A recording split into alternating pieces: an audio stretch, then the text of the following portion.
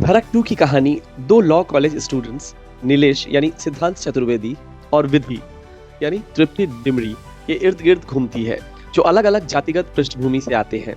यह film Tamil film पड़ियेरुम Perumal 2018 की remake है और समाज में गहरे जातीय भेदभाव, पहचान और प्रेम के संघर्ष को केंद्र में रखती है। अब धड़क 2 की कहानी विस्तार से। नीलेश एक ग्रामीण और पिछड़ी जाति दलित से आता है, जिसका सपना है बी आर अम्बेडकर की तरह वकील बनना और सामाजिक अन्याय के खिलाफ खड़ा होना। वह भोपाल के एक लॉ कॉलेज में दाखिला लेता है, जिसमें मुख्य रूप से उच्च जाति के छात्र हैं। कॉलेज में नीलेश की मुलाकात विधि नाम की आत्मनिर्भर, खुले विचारों वाली लड़की से होती है, जो सामाजिक तौर पर मजबूत और सवर्ण जाति से है। पहले वे एक दूसरे के सहपाठी बनते हैं और विधि अंग्रेजी सहित किताबों में नीलेश की मदद करती है। धीरे धीरे दोनों के बीच गहरी दोस्ती हो जाती है, जो जल्द ही प्रेम में बदल जाती है। विधि का परिवार इस रिश्ते का सख्त विरोध करता है, क्योंकि नीलेश की जाति उनके परिवार से अछूत कही जाती है। विधि के भाई बंधु और स्थानीय लोग नीलेश पर मानसिक और शारीरिक अत्याचार करना शुरू कर देते हैं। उसे धमकाया जाता है, सार्वजनिक तौर पर अपमान किया जाता है और कभी कभी हिंसा भी होती है।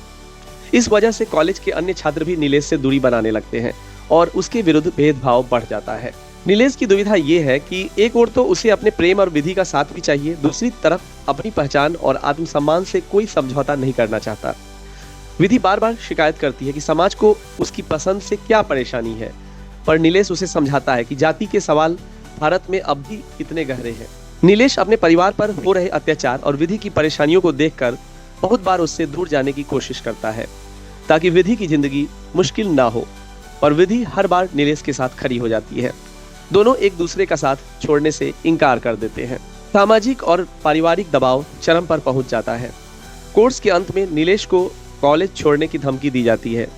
विधि के परिजन शादी की जबरदस्ती भी करते हैं। दोनों को समाज के सामने ही खड़ा होना पड़ता है।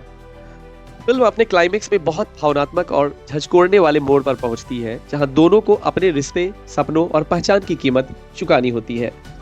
लेकिन फिल्म यह भी सवाल छोड़ती है, क्या ज्ञान शिक्षा से समाज बदल सकता है? क्या प्यार सामाजिक दीवारों को तोड़ सकता है?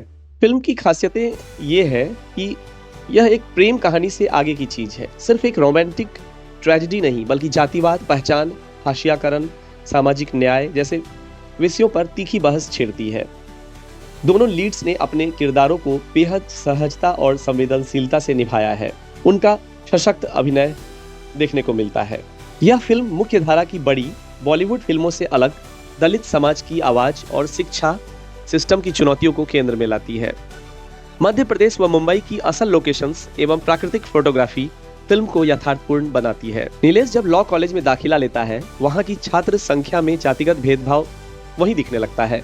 सहपाठी उसकी अंग्रेजी, पहनावे या बैकग्राउंड पर छीटाकशी करते हैं और शुरुआती दोस्ती भी धीरे धीरे दूरियों में बदल जाती है।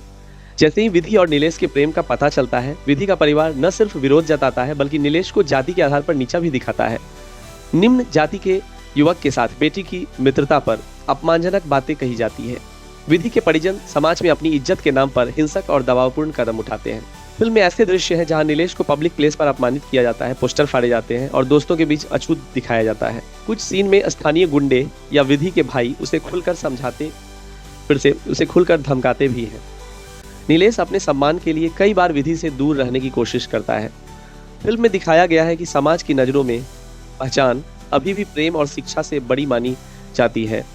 स्कूल अथवा हॉस्टल में अभी भी जातिगत टिप्पणियां और भेदभाव के माध्यम से दलित बने युवा की असुरक्षा, आंतरिक द्वंद्व और संघर्ष को बारीकी से उकेरा गया है। कुल मिलाकर फिल्म रोमांस के बहाने भारतीय समाज की गहराई में जड़े जमा चुके जातिवाद, सामाजिक प्रतिरोध, मानसिकता और युवाओं की जमीनी हकीकत को दिखाता है। कहानी के आखिरी हिस्से में नीलेश और विधि को समाज और परिवार की ओर से अत्यधिक दबाव, हिंसा और सामाजिक बहिष्कार का सामना करना पड़ता है। कॉलेज के अंतिम वर्ष के दौरान नीलेश की जाति को लेकर सार्वजनिक रूप से जो अपमान किया जाता है, वो भी एक बहुत बड़ा मुद्दा है। विधि के परिवार वाले जबरदस्ती उसकी शादी तय करने लगते हैं, जबकि नीलेश को कॉलेज से निकाले जाने का सामना करना पड़ता है। दोनों प्रेमी भागने या आत्महत्या जैसे कदम न उठाकर खुद को मजबूत दिखाते हैं। वे कोर्ट में जाकर अपने अधिकारों के लिए आवेदन करते हैं। समाज उनके प्रेम को स्वीकार नहीं करता, लेकिन वे समझौता नहीं करते। वे कानून और संविधान की शरण लेते हैं, जिससे समाज में हलचल मचती है फिल्म का अंत आशाजनक या ट्रेजेडी के इशारे के बिना रियलिस्टिक और सोचने पर मजबूर करने वाला रखा गया है। प्रेमी एक दूसरे का साथ कभी नहीं छोड़ते, लेकिन समाज भी आसानी से घुटने नहीं टेकता।